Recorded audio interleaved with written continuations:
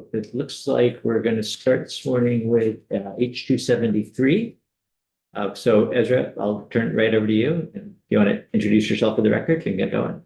Absolutely. All right. So for the record, I am Ezra Holben from the Joint Fiscal Office, and I have been asked to come here and give you all a little bit of a fiscal analysis on two of the three current use bills being talked about. The third one, which really is about the land use change tax portion, will be covered by my associate, Ted Barnett, when he finishes up at House Ways and Means. So today I'm really going to focus with you all on House Bill 273. I know House Bill 291 is also of some concern, but after doing a bit of research and taking a look at what sort of data we have available, I decided that, I concur with, I believe you had Jill Remick here to give some testimony, and I concur with her analysis that right now the data is very, well, really, we don't have any good data on the overlap between posted land and land enrolled in current use. So right now, I don't have an estimate for any impact of H291. That's something that I've reached out to try and get some more data on, and we're currently thinking through how we could come up with a good evidence-based estimate. But since we didn't really have any good data, I didn't want to come up here and give you numbers that we don't have really good data behind. I'd like to have oh, no worries, a good strong number for you all. But so with that being said, 273 is what I will spend my time with you all talking about.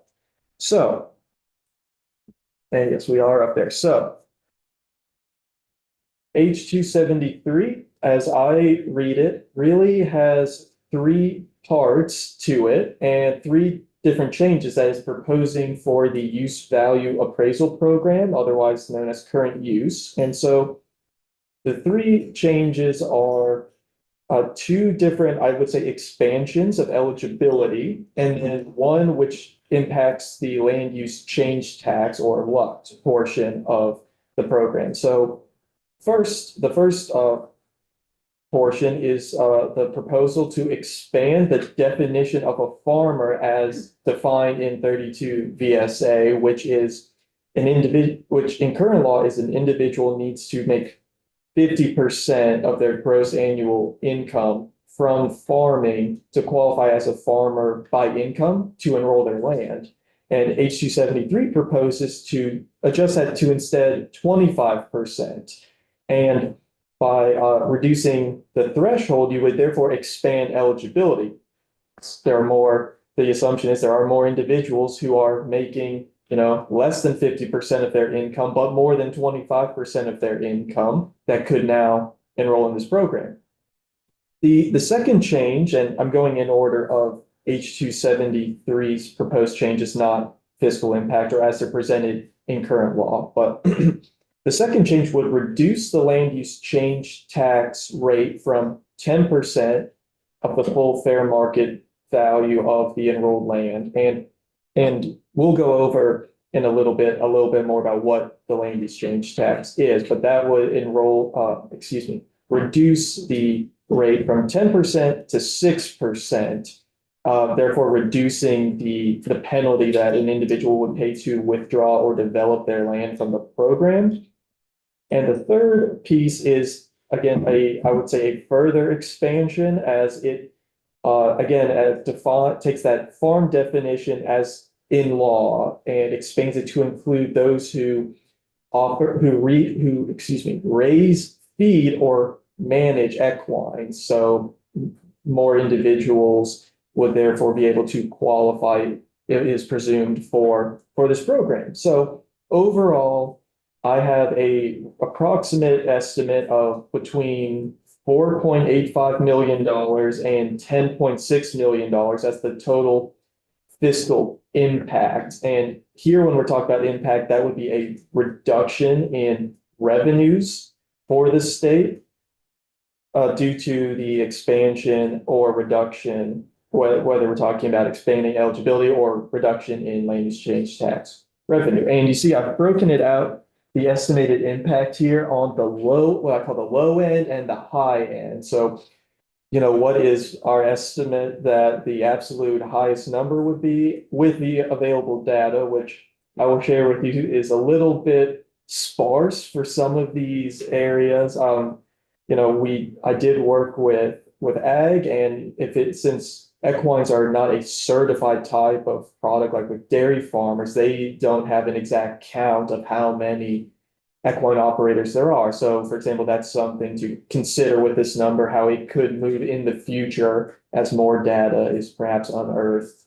But the low end estimate for the farmer income expansion, which is that 50% threshold change to the 25% of your annual gross income, the low end estimate is $1.5 million. And the high end of that would be about $4 million. And with the land use change, and I'm just going to give you all the high level numbers here, and then I have a separate bullet for each one, just in case I'm confusing anyone or if I'm going too fast. I'll try and slow it down a little bit as we get to the more detailed section, but feel free to stop me if I'm not making any sense. Not seeing any bewildered faces yet. Well, it's earlier in the morning. I usually give my testimonies in the afternoons. I just want to make sure I'm not on too much coffee right now for everyone. You've been clear as glass. Thank Clean you. glass. Thank you, Representative. So the land use change tax, my low end estimate for that is about a $600,000 reduction, and the high end is $630,000 reduction in the revenue raised by this penalty or tax. And then the farm type expansion, and that means the equine breeding, or excuse me, raising, feeding, and management of operations. That estimate is $2.75 million on the low end and about $6 million on the high end. I've rounded these numbers so that they're nice and digestible here. And so that's where I reached the total low end calculation of 4.85 million and the total high end of 10.63 million. Now, of course, as more data becomes available, those could change. And also, it could be that one of these low end scenarios happens, but two of the high end scenarios happen. So you end up somewhere in that range. So it's not that it could either be totally all low end options or all high end options. You could have some mixing and matching in there. This just gives the committee a sense of the range of impact. So we'll go a little more in depth now for each of those lines. So, and I will point out on the footnote there that I do have the impact broken down by fund type. As some of you may recall, the current use and land use change tax impact both the education fund and the general fund, and that is because of the hold harmless payment. So if a municipality, any loss in tax revenue that they see from enrolled property, the general fund makes them whole by giving them the equivalent amount of lost tax revenue. So that's why if land use change tax increases eligibility and someone is therefore paying less into the municipal taxes, that's why the general fund is impacted, because they are making that municipality whole. And in the list. I saw two hands there, I think, at once. Sure. Representative Lipsky, did you have any? hand? No, I. Okay. John, did I see your turn? Grab your I mic. just wondered Tablet. what makes up the difference in the ed fund? Because that's coming out of property tax too, so I assume there's loss there. Yeah. To a municipality. So absolutely. So the state of Vermont has since we have a statewide funding formula, any reduction to the overall education fund therefore needs to be raised by the rest of the system. So if there is a reduction in property taxes from current use, the unenrolled rate, well, I mean, the people enrolled would see their rates go up as well, but they are paying based on the use value of their land. So the rates would therefore have to increase statewide to make up that loss. And I have this rule of thumb bullet point there. Number one is that it takes approximately 1 penny on the equalized homestead and non-homestead property tax rates to raise $14 million. So if the education fund was down by $14 million for any reason, that would, all else held equal, require one additional penny on the statewide rate to make up that difference. So it's a self-balancing system versus municipalities where, they don't have that. That's not how it works. They have their municipal tax rates. And so the general fund then steps in and says, we will balance it out and make you whole using general fund dollars. If that answers your question. Yeah. All right. I think that's the general fund piece is, and maybe we're going to hear more, Ezra, about the relative impact of the education fund versus the general fund.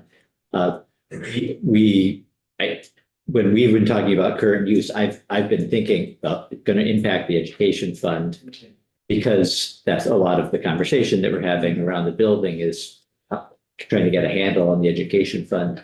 But we can't forget the general fund is also impacted. So Yeah, absolutely. On page 3, I have a table that breaks out those low and high end numbers into their general fund and education fund portions, but you're absolutely correct that education fund is the majority because of the property rates, both homestead and non-homestead, are a bigger portion than the municipal tax portion. So that's why the education fund is the primary fund associated with this program, but general fund is absolutely impacted as well. So we'll move on now to the expansion of a farmer by income, which, as I mentioned earlier, is defined in statute currently as someone who has 50% of their gross annual income, their homestead income, from farming. And so by broadening the definition of a farmer, as they define farmer in statute, would increase the number of individuals eligible to enroll their land in the use value appraisal program, because you now can make, if you're making less income and you were denied previously, you may now qualify because we're expanding that range. If it was 50 to 100% before, it's now 25 to 100%. So you have a bigger pool of people who are eligible, but as a side effect of that, this would reduce revenues to the education fund due to, as we just discussed, that decrease in homestead and non-homestead property taxes collected, and it would decrease the general fund due to the hold harmless payment to municipalities. And the estimated range of impact, I chose the following 2 scenarios. There could certainly be other scenarios that take place, but these seem to be 2 good upper and lower bounds here. So based on fiscal year 2024 values, and we're going to go ahead and stop there. So the reason that we use 2024 is because the current use data that is available is all for people who are currently enrolled as farmer by income.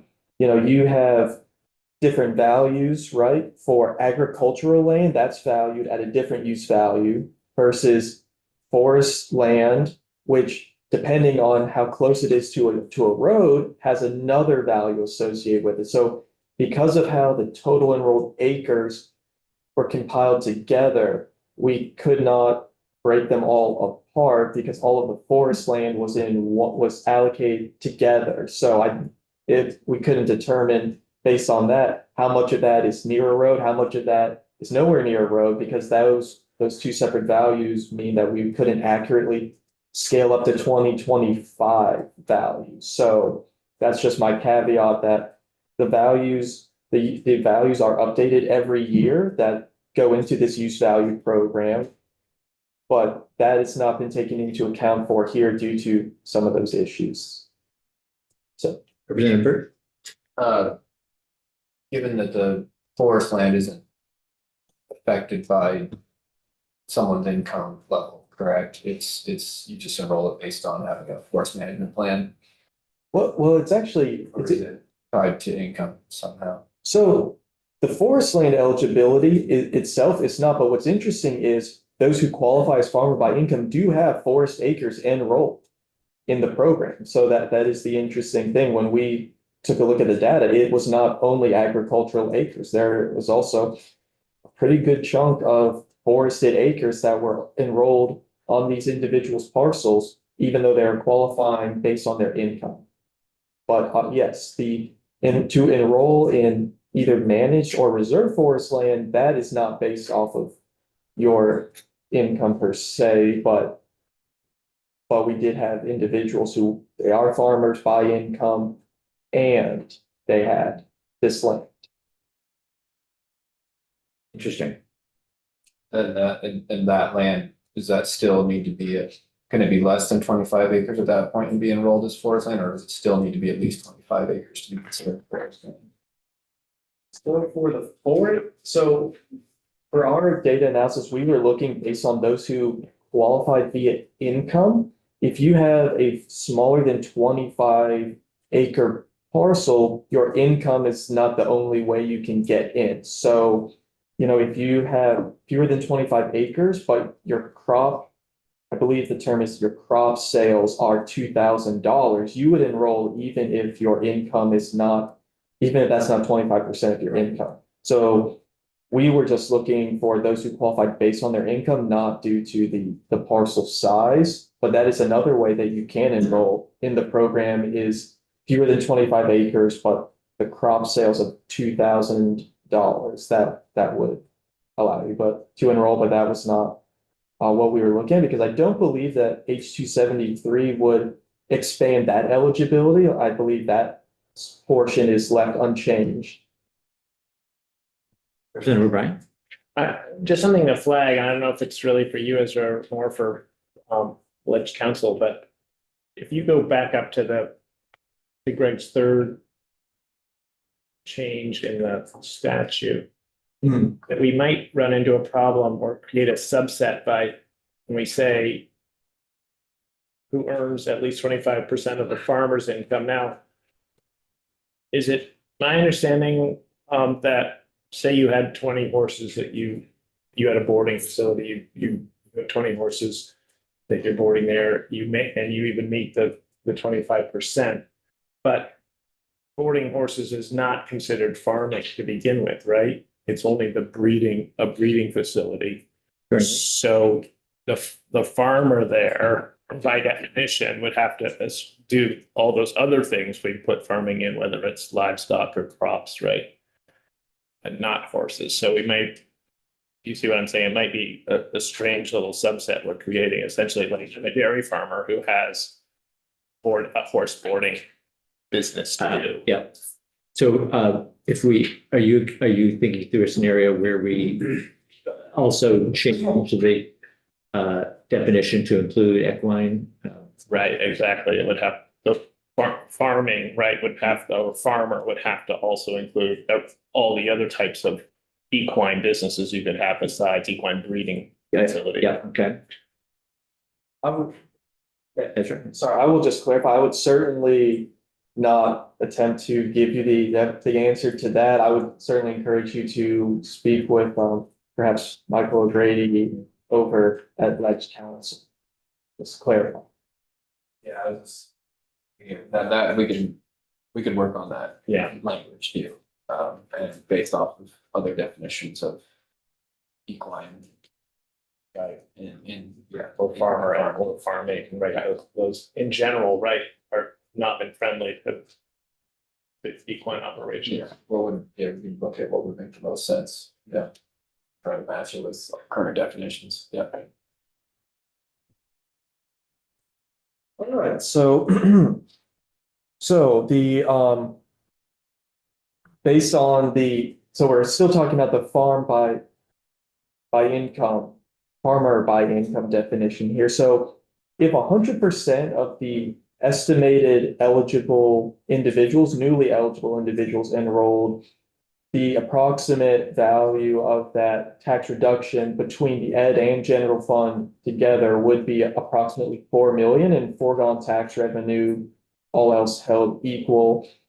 And based on the same 2024 values, if only 50%, someone might have a reason they don't want to lien on their land, they just whatever reason don't enroll. If that was true for 50% of these individuals, the impact would be approximately estimated impact of $1.5 million. And this is data based on individuals currently enrolled in the current use program by income, taking that number and then applying the USDA's 2022 Ag Survey to get a sense of how the farm source income brackets are in the state and trying to link those up. But, we did reach out to the tax department and they didn't have quite the level of specificity for, farm income broken, they're concerned about household income. So, there could be a little bit of,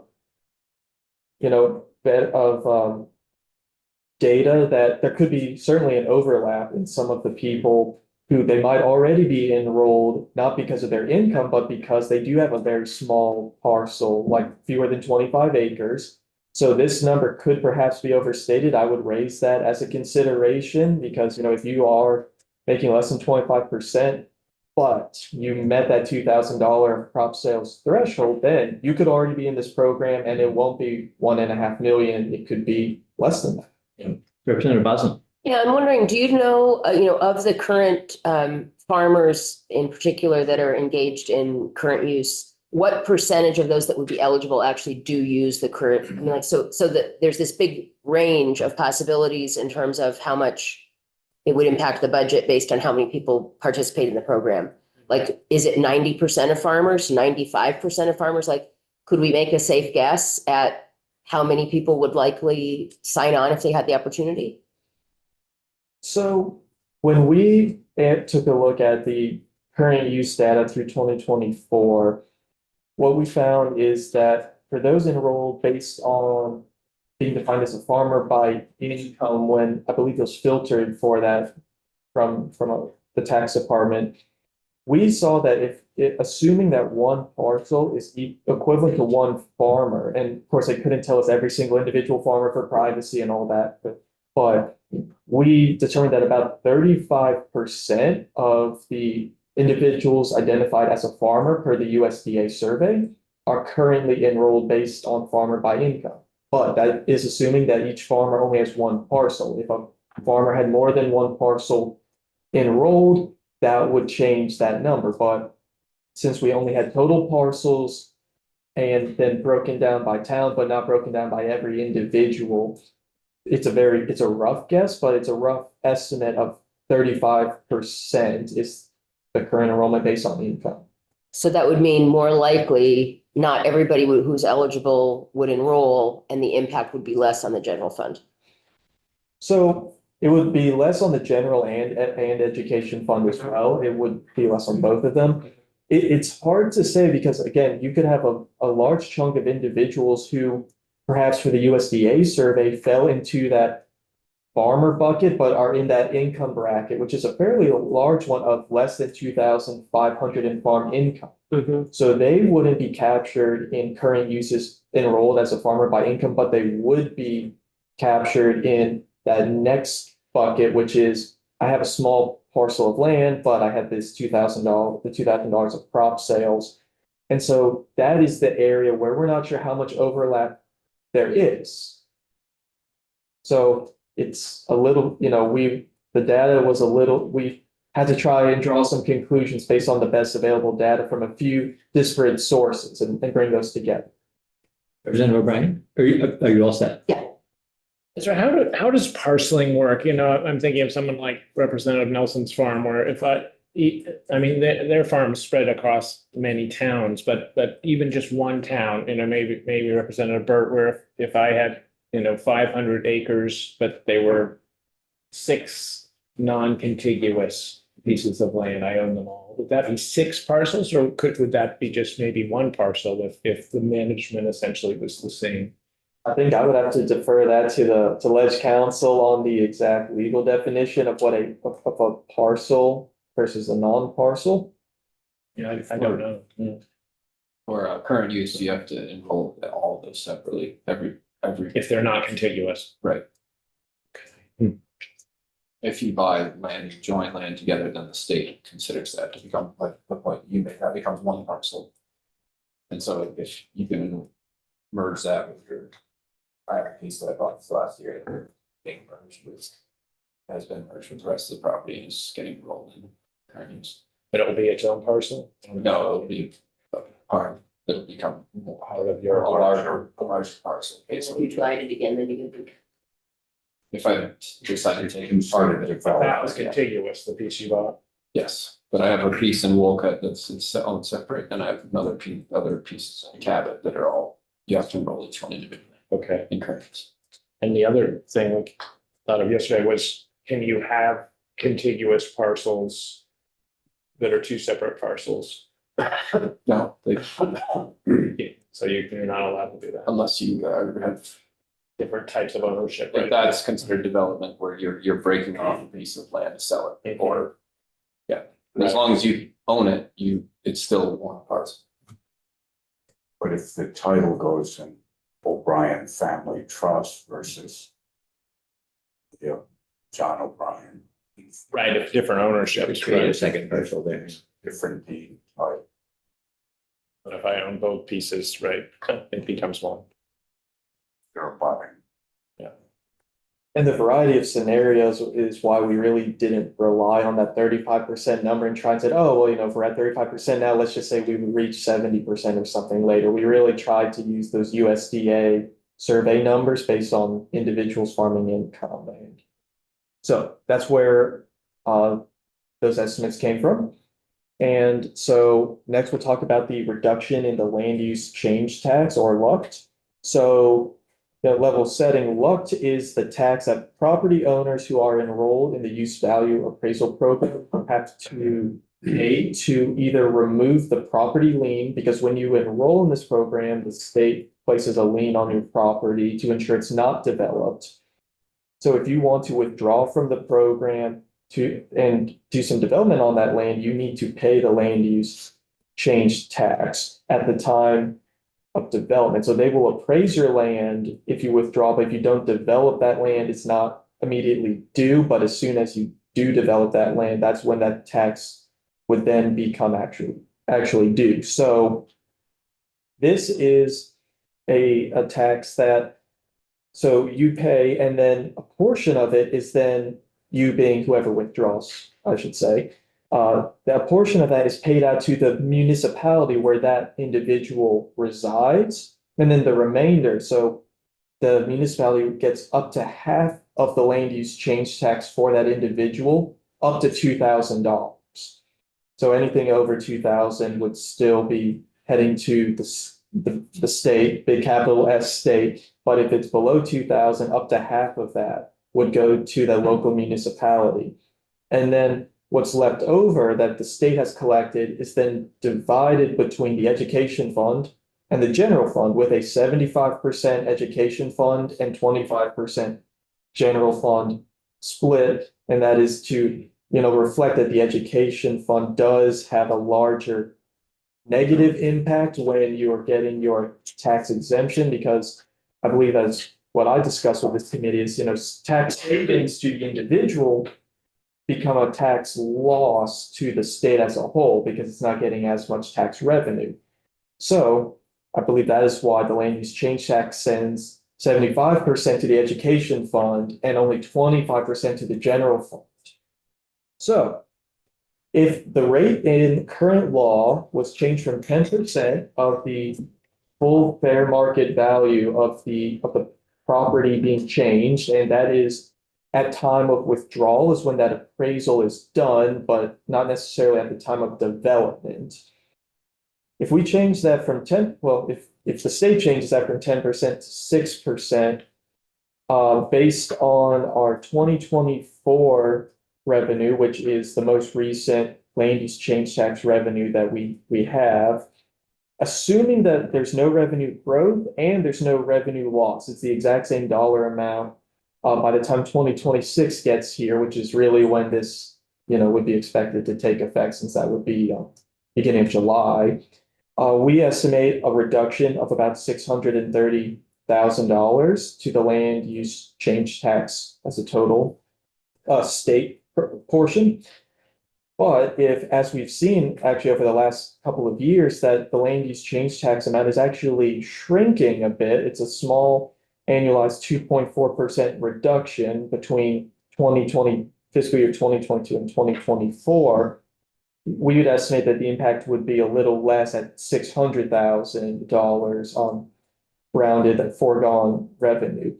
And the reason that this range is much narrower than my prior range is, as I said, the level of data for individuals who are farmers by income is a bit sparse, but with this, we have very concrete, this was the revenue that we raised, so it is much easier for us to say, okay, well, if you just change that from 10 to 6, and then we apply some either growth or not growth, that's why the range is much narrower, because we have a much better sense of what's happening, because we have those revenues and that data. So it's a much smaller impact overall. And the range is also a much smaller impact compared to some of the other pieces, which is see with the other pieces.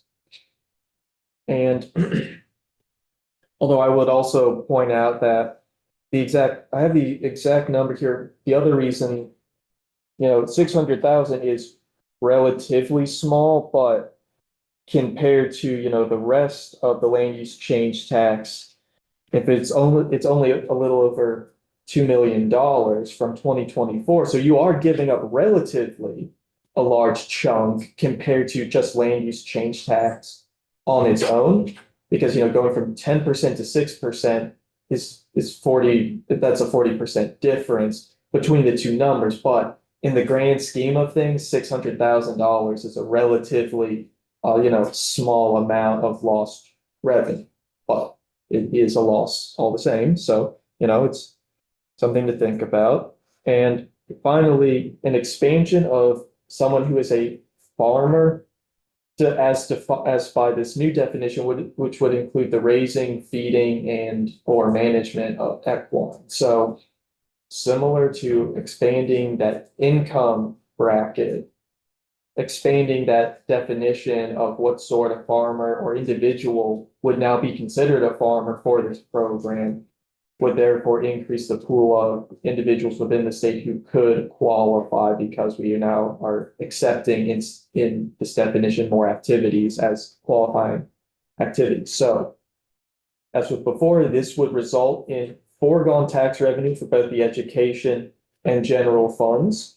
And the estimated range is based on 2025 values. And this is because we didn't have the data we use is, again, it's a little sparse, but it was broken out in a different fashion from the income data. So that's why I was able to plug in the 2025 use values and use those, as well as the current tax rates, excuse me.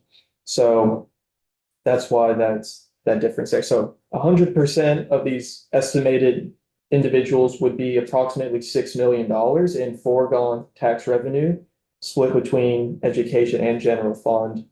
But if only 47%, and the reason I chose that number is the Horse Council of Vermont actually did a survey of equine owners and operators and posed the question to them, if you were eligible for current use, would you enroll? And 47% of the respondents were, yes, we would. So that's why I chose that number 47%. It's a little weird number, but it's straight from the horse's mouth, so to speak. So, just went ahead with that, and that would result in approximately 2.75 million in foregone revenue.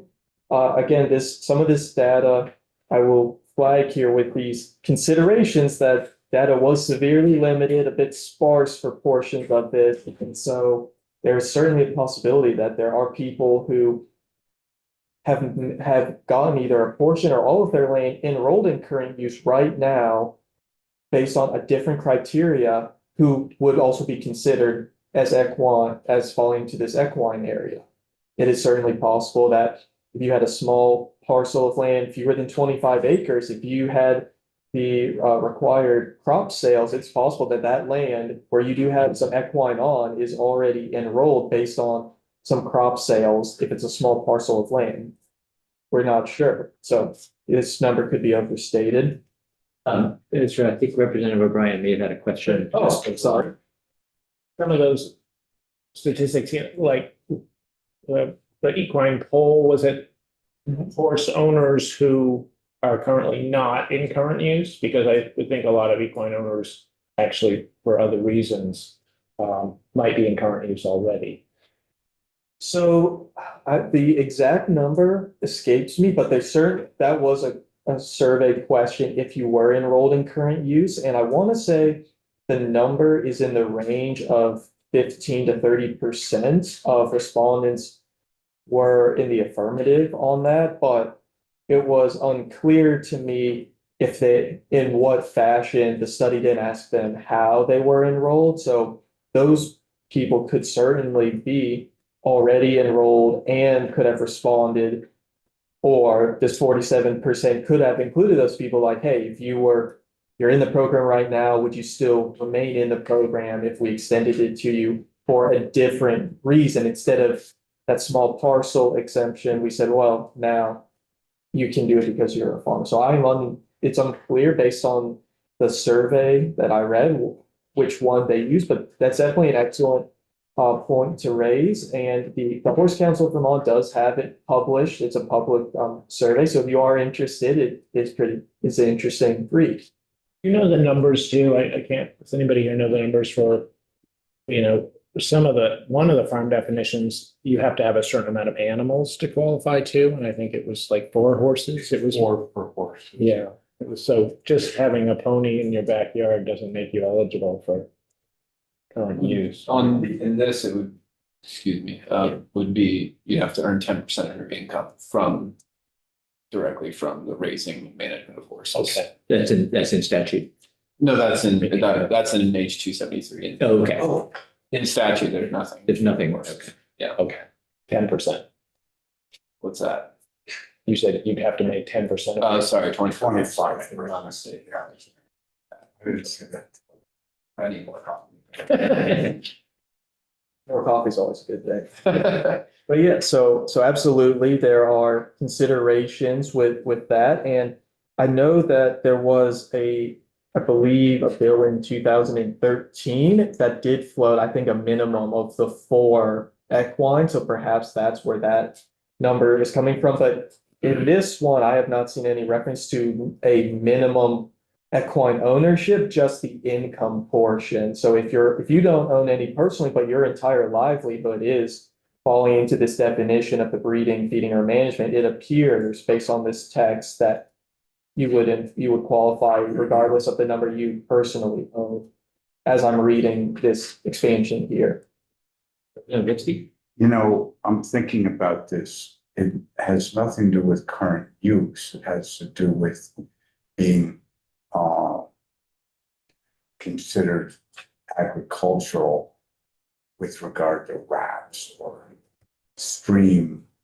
You know, can your pony go down and drink out of the brook? Yes, but if you have more than 4 horses, you may have to meet other Follow the reps. rats. That's I believe. Is that true? Yeah, so just to finish up here, so considerations, we talked about the data.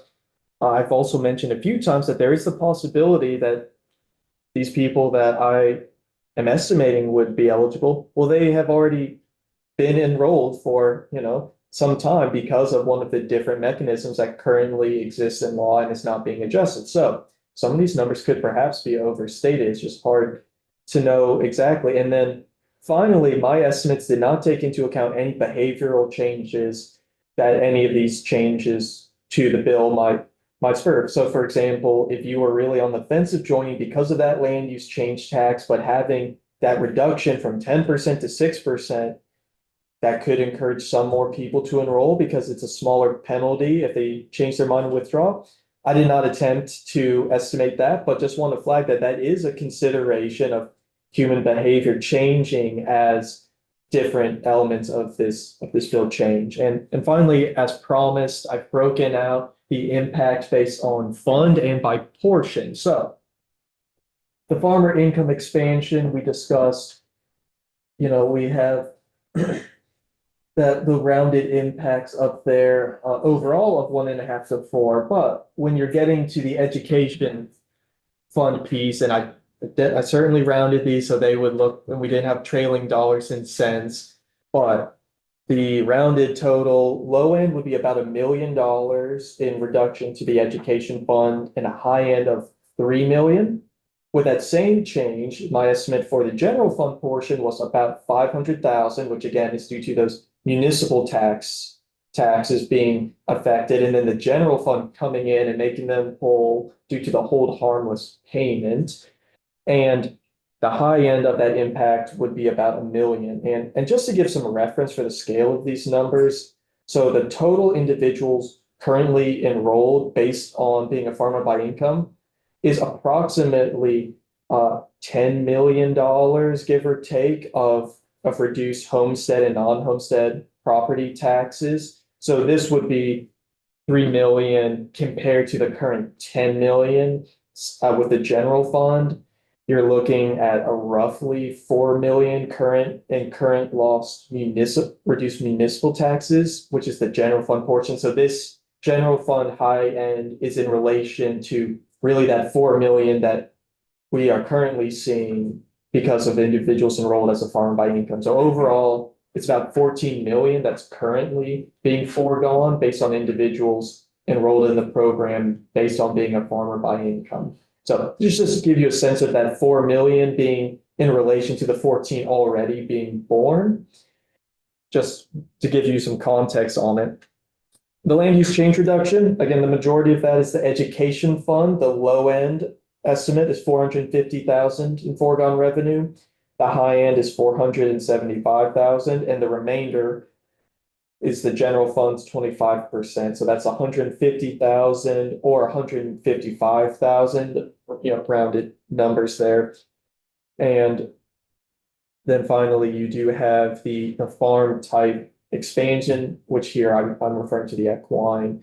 And the low end for the education fund is estimated to be roughly 2 million on the low end, up to 4 million, 4.2, I suppose, on the high end. General fund would be 750 to about 1.8. And so you can see there at the bottom, the education impact as a whole, 7.675 million on the high end. And for general fund on the high end, a hair under 3 million is the current projection for the total impact. And so, just some context there that, you have 10.6 total, but really it's borne out in different places, which means that property taxes aren't affected by a whole 10.6 million. It's really just that 7.675 million that would impact the property tax rates for the state. And the general fund would be picking up the roughly 3 million extra. So that is all I have prepared for you all today. Representative O'Brien? Just ballpark, what are the real totals of the ed fund and the general fund with everything? I mean, like what percentages are we talking here? So can I ask a clarifying question? Are you asking the total in the current use, like what the total cost from current use is, or are you talking about the relative scale of the funds themselves? Right, so outside of current use, like how much comes into the ed fund and revenue? And Sure. And percentage wise, this is. Yeah, so if the total current use education hit as a program is about 4% of the property taxes pulled into the education fund. So this would be much less than that, because this is, for reference, the whole current use program on the education side is around 55 million or so dollars. So this is in scale to that impact. So if that overall impact is about the 4%, then this gives you a sense that this is a bit less than that. In general fund, that is not an area I spend much time in, so I couldn't tell you off the top of my head what the percentage impact would be, but these are very large funds. The education fund is, I believe, a couple $2 billion. So it's, to give you a sense of scale, that's kind of what you're dealing with here, but, roughly thinking of 1% or less impact on the ed fund, but that's 1%. It's not a big fund. Numbers really quickly. Yeah, Representative Lipsky. Ezra, just put it in clear, simple terms. The farm type expansion, which really has to do with the equine addition, is that correct? Seems to be what I'm seeing the largest impact. Yes, that's correct, Representative. And some of these calculations are including a survey that was done for that 2013 bill, which had floated out a similar expansion. And so that was based on actual surveys done of property owners within towns in Vermont instead of using the national level statistics as I had used for the farmer income expansion. And a part of the reason for that is that there was data available on the average value of the farm buildings by those individuals, which we did scale up to current years versus I don't have any good information on what sort of property value these new farmer by income people would include. So that is another consideration, but yes, out of this bill, that is correct. The equine is our current estimate for the highest impact of the three. All right, Representative. Well, since we're on the topic, I just want to say thank you for such a thorough explanation and the data you collected here. It's terrific. Thank you. Well, thank you, Representative. And a couple things that I've thought about in this process because obviously I want to know what impact bill I'd be personally putting forth would have. One, just being in business, knowing that when the cost of something decreases, usually that spurs economic growth in that area. So if with the penalty decreasing just from 10% to 6%, you mentioned that there might be more that would enroll in use value for that reason. On the flip side, there are more people that would potentially look at selling property and current pulling it out. So there is the opportunity for more tax revenue coming in from the sale of property and the potential for more development of housing for that reason. On the other end, if we have more thriving horse farms in our state, there's more economic development. If I know, for instance, farmers that are currently just working for cash on the side because they can't, if they show that they're making money from saying carpentry, then all of a sudden most of their income is coming from carpentry, more than 50%, and they lose current use status. For them, that just be a total, why would they ever do that? So they're hiding money from the state in terms of, not necessarily state, they're hiding income.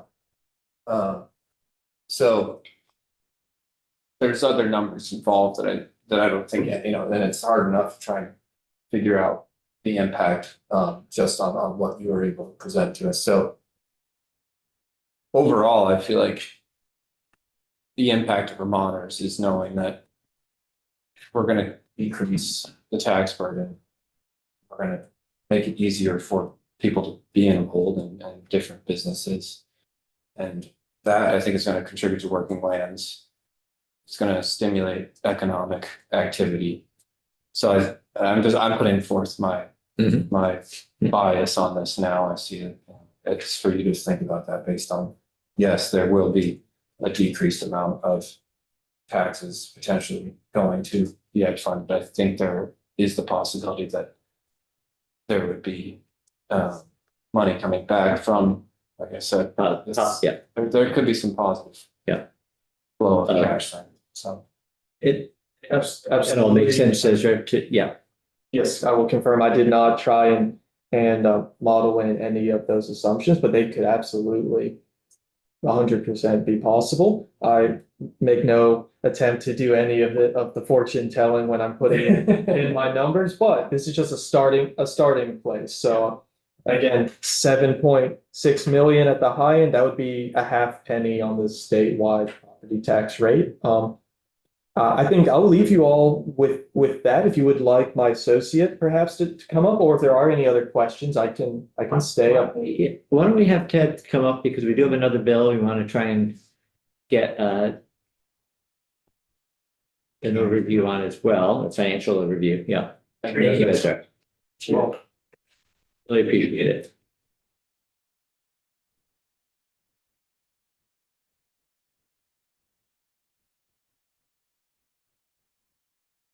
You have anything? I will have something on the screen, yes. I'll be able to share. I'll have a document that looks very similar in format to Ezra. I'm gonna plug in here because my computer is about to die. Yeah, so Ted Barnett, Joint Fiscal Office. Ezra spent a lot of time in the current use universe. I am going to talk about H134, which applies only to the land use change tax. And provide there's a piece that I have a little more clarity on, but it's still a preliminary look. And then another piece that's a little more challenging, but I'll talk through some of the fiscal considerations of why that's a little more challenging. So first, to ground ourselves in the universe of land use change tax that we're talking about, fiscal year 24, there's just more than $2 million, as Ezra noted, in land use change tax revenue. About 450,000 went to municipalities, 400,000 to the general fund, almost 1.2 million to the education fund. That number is slightly less than 2023 and 2022. But yeah, between 2021 and 2022, there's a huge jump in land use change tax revenue collections. And so in H134, kind of thinking about two pieces and currently looking at them separately, as you know, as the committee spends more time with the bill and I spend more time with it, thinking about them together. But in my view, there are kind of two pieces to this. One is the change in the valuation method for parcels as they're getting withdrawn and the land use change tax is getting applied to them.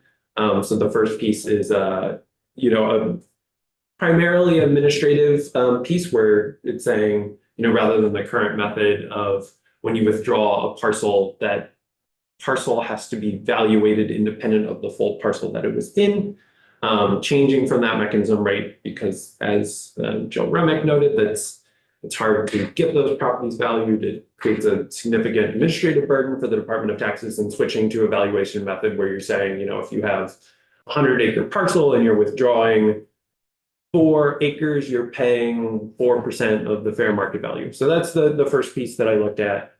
And thankfully, we have some indication, because that was the valuation method, that proportion based on income prior to 2015.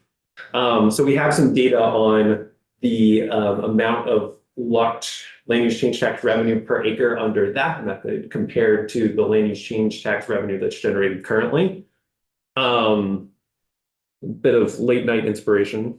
Getting to that piece. And you can see conveniently, and this is a preliminary look because the change in when I'm seeing the data is a year later than I'd like it to be clearly attributed to the difference. But you can see between calendar year 2016 and calendar year 2017, there's a huge jump in the land use change tax revenue per acre. So right before 2017, your land use change tax revenue per acre is high $100 per acre up to high $200 per acre, and then it jumps to over 500 and climbs from there. So to me, that looks like a pretty good proxy for the difference in revenue that's generated by those two different valuation methods. And so, yes, and I think you can, a third kind of piece is seeing the change in property valuations potentially that, post-pandemic, you see also a big jump. in the revenue per acre as fair market value is increasing after the pandemic. So, using that as a proxy and doing a few JFO backend adjustments, the preliminary look is that if you change to a system that's prorated, based on acreage as opposed to developing separate parcels, it looks like on average, average revenue per acre before the change to after, that before the change was only 55% of the locked revenue per acre after the change. And I did make an adjustment to inflate these earlier values up to current values. So we're comparing a bit closer, our apples to apples here. And so if you apply that rough 55%, again, this is a preliminary estimate. I'm going to run this by the Department of Taxes to see if it makes sense to them because they've spent more time thinking about this than I have. That 55% would give you a total revenue loss of about $900,000. In the general fund, that's $176,000, and in the education fund, that's $500,000. Sorry, where are those numbers that you just So they're on table 3. Yeah. So this shows, fiscal year 24 revenues, and then the revenue loss, if you have a similar number of acreage withdrawn, you would see about this magnitude of revenue loss. Again, before confirming and making an official estimate, I'm going to talk with the Department of Taxes to make sure this makes sense. My late night inspiration was actually inspiration, not tilting at windmills, but yeah, so that's the magnitude. And it is, I think there is an administrative piece here, and yes, I also want to flag that there is certainly at least in the first look, revenue loss from this change, and it intuitively makes sense, right? If the parcels that are being withdrawn are more likely parcels to be closer to infrastructure, they may be more valuable than the full parcel. And so if you're changing to a proportion method that's incorporating these values that may be farther from infrastructure, may be less developable, right? There's just less fair market value in that second method to apply the land use change tax to. So that's the first piece. The second piece is looking at the exemption for affordable housing from the land use change tax. I know you've seen data on the number of parcels that would be originally, as introduced, the bill contemplated a 3-mile kind of buffer around designated areas that would be exempt. And the number of parcels in that is a pretty large share of the overall statewide parcels that are enrolled, that intersection with current use. But when you, I also, because, just thinking about different sizes of the buffer, I also presented data on what would happen if you shrunk that area to within a half mile of the designated area, in line with some other Act 250 conversations, and, or especially with your tier areas. So that shrinks the number of parcels considerably. So you go from the number of parcels that intersect within 3 miles of a designated area, it's nearly 15,000 all the way down to almost 1,700. That's 8.5% of the total. There are a number, that isn't, you can't just apply 8.5% to your land use change tax revenue because there are other requirements in the exemption. And this is where we start skating into less reliable data. The first one is affordable housing. What is going to qualify as affordable housing? What proportion of that 8.5% is, land that intersects with current use getting withdrawn at the same rate as the overall total? It's kind of the first question. The second is your affordable housing piece. How much of land that's getting withdrawn is going to be developed as affordable housing? I have some proxies for that, but they're not refined enough yet to share. But one piece of data from the Chittenden Regional Planning Commission is that less than 20% of units that came online was affordable, so you could shrink that 8.5 even further. And there's also a requirement for road frontage. And so, yes, by the time you get to all these different requirements, the revenue impact might be quite small, but I need a little more time to refine it before getting to a final number. I just wanted to present the difference between the 3-mile buffer, the half-mile buffer, and then also indicate that we probably wouldn't be able to have fantastic data on the full set of exemptions, but it's likely that as you add them, the scope of it becomes considerably smaller than your change in valuation method, which ends up a revenue impact. So this is, the 8.5 is sort of an upper ceiling, Well, like considerably. sort of. Yes, Yeah. I would even use it as, it's more just to get a sense of which of these areas are intersecting with your half-mile buffer. But it's not gonna be, yes, that is absolutely ceiling, and it's likely that the number would be quite a bit lower than that, but I have to spend more time with it. And it doesn't necessarily, so it's an upper ceiling on parcels, but not necessarily on lost revenue, because those parcels might be more valuable since they're closer to a town center. Might, Yes, exactly. Yeah, there are a bunch of. yeah. Okay. All right, questions? Anything else, Ted? Did you cover it all? No, that was, I just wanted to give you an update primarily on the first piece, and yes, just provide that extra set. We're working with the tax department to get a sense of what information from the land use change tax rate, because it would require getting individual information, and that may be subject to confidentiality. Can you go back up to table 2? And so I know it says Act 57 of 2025, it should probably be 2015. 2015, yeah. Yes, totally. About that. I was Uh, like, I- that's not right. No, There was I noticed 2012 had a big number, particularly, and the numbers are bigger towards the bottom and smaller towards the top. But did we hear the other day, I don't know if you would know this, that there was, when the change was made, there was The easy out. easy out, was the term, yeah. Yeah. Which year was the easy out? So yes, it was subject to, so it's October 1, 2015. There is a piece that I would have to adjust for, right, is that there was a change in the rates. And so that absolutely plays a piece. The kind of the effective, getting a sense of the effective tax rates between the different structure in the pre-2015 valuation method versus what it was afterwards, the change to 10% of fair market value, as opposed to a differential rate depending on how long a property has been enrolled. Yeah. Okay, well, I think we're good then. Thank you for pulling all this together, and gives us, I think, pretty good sense of what the impact might be. So.